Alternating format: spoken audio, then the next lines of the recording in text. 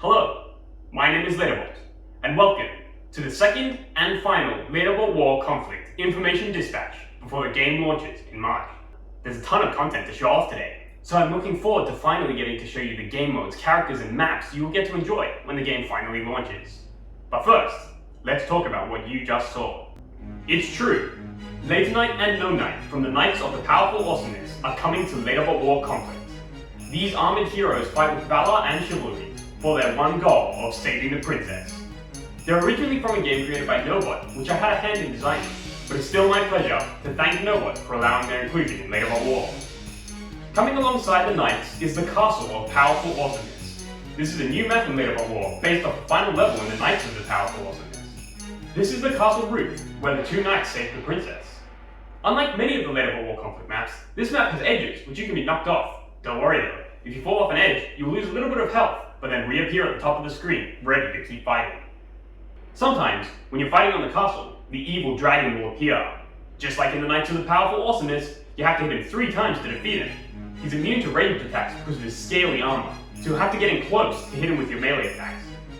When the dragon is on screen, he'll shoot fireballs randomly at each of the players. Better make sure you dodge the fire, because it's real hot.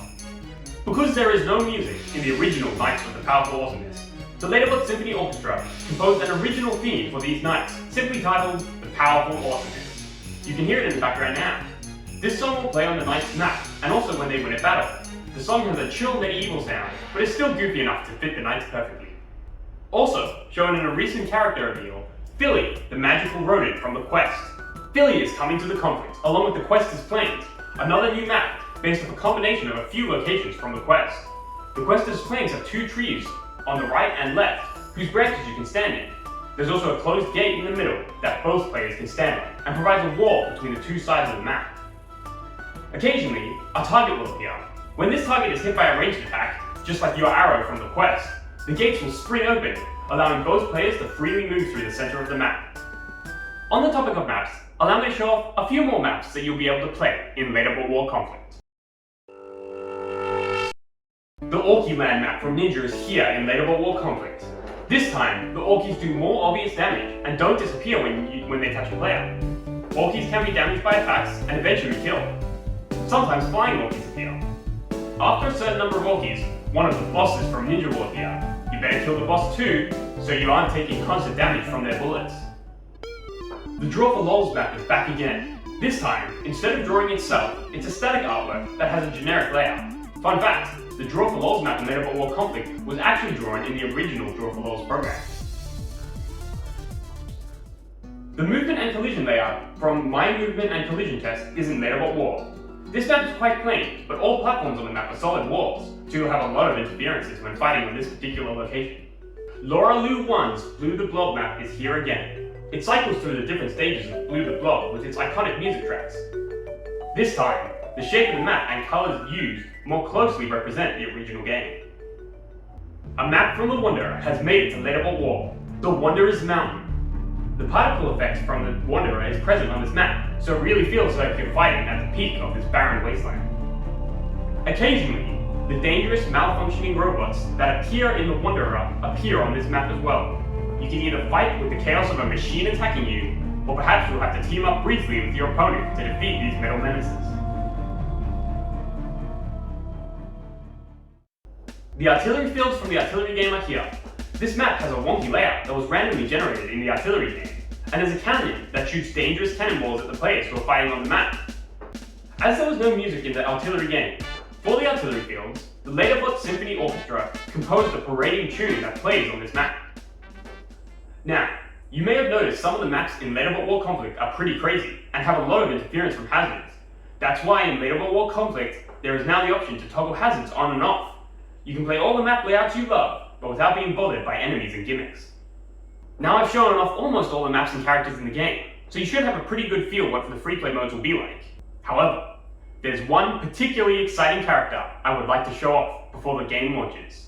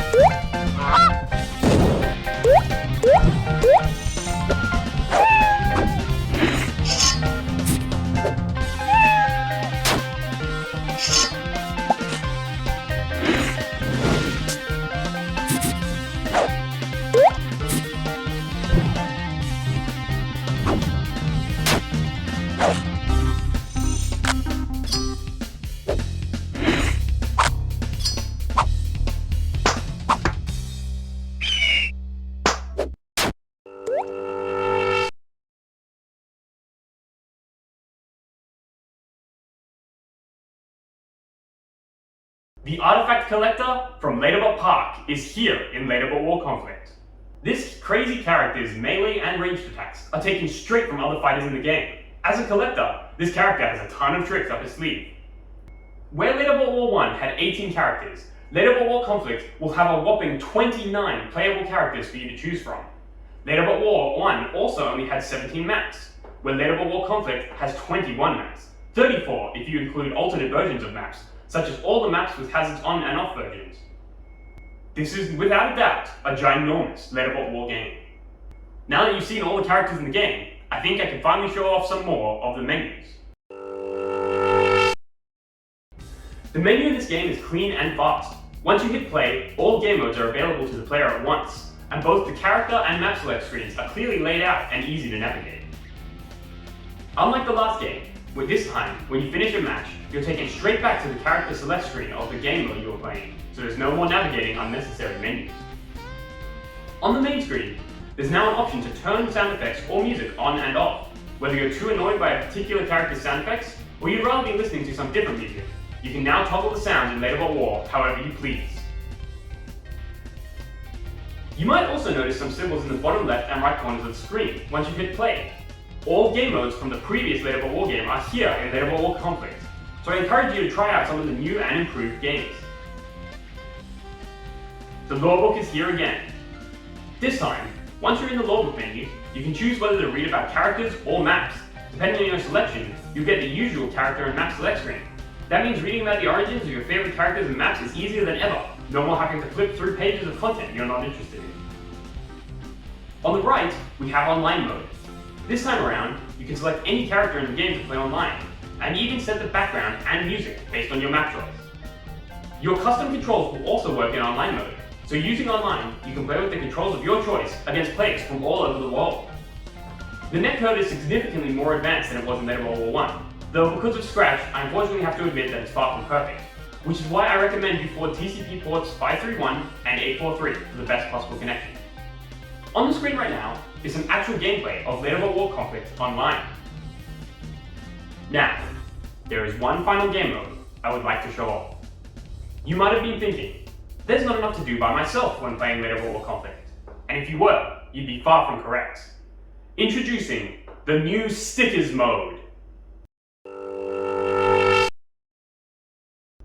Stickers are an opportunity for me to add a substantial amount of single-player content to Meta World War Conflict, as well as an opportunity for me to include even more references to even more games.